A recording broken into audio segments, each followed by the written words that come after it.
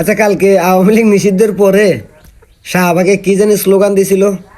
গোলাম আজমের বাংলায় আওয়ামী লীগের ঠাঁই নাই, দেলোয়ারের বাংলায় আওয়ামী লীগের ঠাঁই নাই।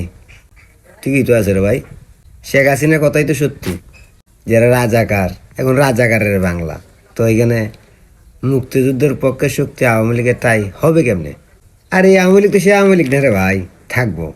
এখন আওয়ামী লীগ হইল সব হিজলার আওয়ামী লীগ। যেমন ছাত্রলীগের সভাপতি সাদ্দাম হোসেন, ছাত্রলীগের ভাইয়েরা আবার কথা মাইন্ডে নিয়েন না।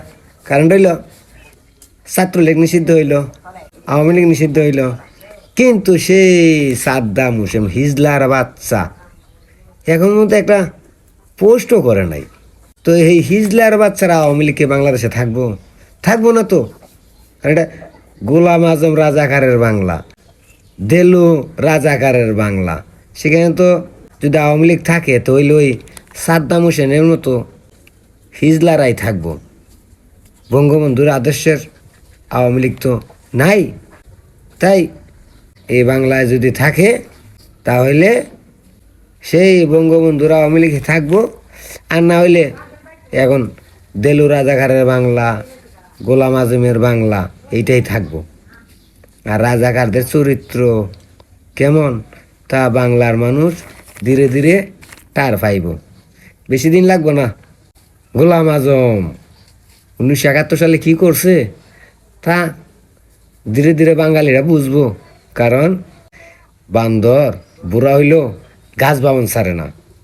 আর দেশদ্রোহী যতই ভালো মানুষ হোক দেশের বিরুদ্ধেই থাকবো। আর রাজাকার তো রাজাকারই, এগুলো বাঙালি বুঝবো ধীরে ধীরে।